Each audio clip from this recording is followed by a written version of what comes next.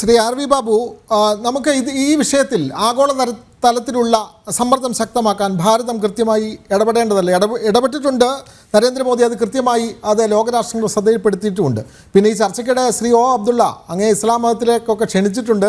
അവിടെ വലിയ അടിയൊന്നുമില്ല, നിങ്ങൾ വിശ്വസിക്കുന്ന വിശ്വാസ പ്രമാണത്തിലൊക്കെ അടി നടക്കുന്നു, അതുകൊണ്ട് അങ്ങോട്ടേക്ക് ക്ഷണിച്ചിട്ടുമുണ്ട്.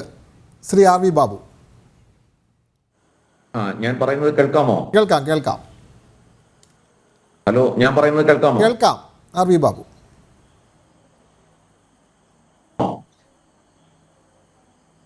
ഹലോ. ശരി.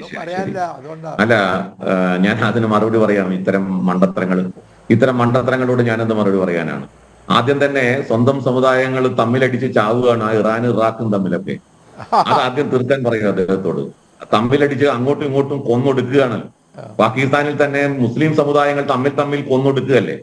അപ്പൊ അതുകൊണ്ട് തമ്മിൽ കൊന്നൊടുക്കുന്നത് ആദ്യം അവസാനിപ്പിക്കുക. ഇവിടെ വടക്കേ ഇന്ത്യയിൽ നിങ്ങൾ തമ്മിലുള്ള അടി ഞാൻ പറയില്ല.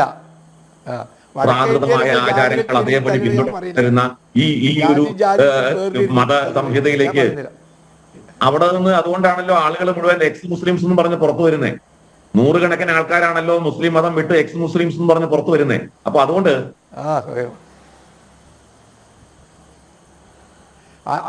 അതിനേക്കാൾ ഇരട്ടി അങ്ങോട്ട് വരുന്നുണ്ട് ഇസ്ലാമിലേക്ക് എന്നൊക്കെ പറയുന്ന കാര്യങ്ങള് അവരാണല്ലോ വിളിച്ചു പറഞ്ഞിട്ടുള്ളത്. അപ്പൊ അതവിടെ നിൽക്കട്ടെ. ഞാൻ പറയുന്നത് ബംഗ്ലാദേശിന്റെ വിഷയത്തില് അങ്ങേയറ്റം ഗുരുതരമായ ഒരു സ്ഥിതിവിശേഷം നിലനിൽക്കുകയാണ്. ഇപ്പോ ബംഗ്ലാദേശിലെ ആഭ്യന്തര വകുപ്പിന്റെ പേഴ്സണൽ ഡിപ്പാർട്ട്മെന്റ് ബംഗ്ലാദേശിലെ ഉന്നതരായിട്ടുള്ള ഹിന്ദു ഉദ്യോഗസ്ഥന്മാരുടെ ഡീറ്റെയിൽസ് കളക്ട് ചെയ്തുകൊണ്ടിരിക്കുകയാണ്. അക്കാര്യം ആഭ്യന്തര വകുപ്പ് സ്ഥിരീകരിച്ചിരിക്കുന്നു. അതെന്തിനാണ്? റേഷ്യൽ പ്രൊഫൈലിംഗ് ആണ് നടക്കുന്നത്. ഈ ടാർഗറ്റ് ചെയ്യേണ്ടത് ആരൊക്കെയാണ് എന്ന് കൃത്യമായിട്ട് ഫോക്കസ് ചെയ്യാൻ തക്ക രീതിയിലാണ്. കാരണം ഞാൻ നേരത്തെ സൂചിപ്പിച്ചു, ഈ പറയുന്ന ഷെയ്ഖ് ഹസീനയുടെ ഗവൺമെന്റ് വന്ന സമയത്ത് ജമാഅത്തെ ഇസ്ലാമിയെ നിരോധിച്ചിരുന്നു. പക്ഷെ ജമാഅത്തെ ഇസ്ലാമിയും നേരത്തെ ഇവിടെ ശ്രീ റോണി പറഞ്ഞ പോലെ അവരുടെ വിദ്യാർത്ഥി വിഭാഗമായിട്ടുള്ള ഈ റസാക്കർമാർക്ക് കൊടുത്ത അതേ ട്രെയിനിങ്ങോടുകൂടി വളർത്തിക്കൊണ്ടുവരുന്ന ഒരു വിദ്യാർത്ഥി വിഭാഗമാണ് ഛാത്ര ശിബിർ. അവരുടെ നേതൃത്വത്തിലാണ് ഈ ഗവൺമെന്റിനെ അട്ടിമറിക്കാനുള്ള സമരം നടത്തുന്നത്. അതിനെല്ലാവിധ പിന്തുണയും അമേരിക്കയുടെ പിന്തുണ ഉണ്ടായിരുന്നു എന്നൊക്കെയാണ് പറയപ്പെടുന്നത്. അതവിടെ നിൽക്കട്ടെ. അപ്പോ ഈ ഒരു സാഹചര്യത്തിൽ ജമാഅത്തെ ഇസ്ലാമിക്ക് സമ്പൂർണമായ ആധിപത്യം ഈ ഗവൺമെന്റിന് മേലുണ്ട്. ജമാഅത്തെ ഇസ്ലാമിയുടെ നിരോധനം പിൻവലിച്ചിരിക്കുന്നു. ജമാഅത്തെ ഇസ്ലാമിയുടെ നേതാക്കന്മാരെ ജയിലിൽ നിന്ന് മോചിപ്പിച്ചിരിക്കുന്നു. സമ്പൂർണമായും ജമാഅത്തെ ഇസ്ലാമിയുടെ അജണ്ടയ്ക്ക് അനുസരിച്ചിട്ടാണ് ഇപ്പോ ബംഗ്ലാദേശിലെ ഭരണം പോകാൻ പോകുന്നത്.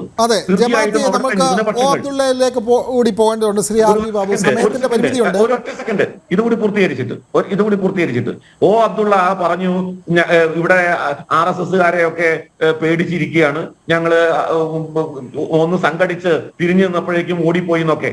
അതവിടെ നിൽക്കട്ടെ. ആര് ഓടിപ്പോയി, എന്തൊക്കെയാ, ഞാൻ അതിനകത്ത് ആര് ഓടിച്ചു, ആരെ ഓടിപ്പോയി എന്നുള്ളതിനൊന്നും മറുപടി പറയാൻ തയ്യാറില്ല. പക്ഷേ ഒരു ചെറിയ രാഷ്ട്രം ഒരു ചെറിയ രാഷ്ട്രമാണ് ഇസ്രായേൽ.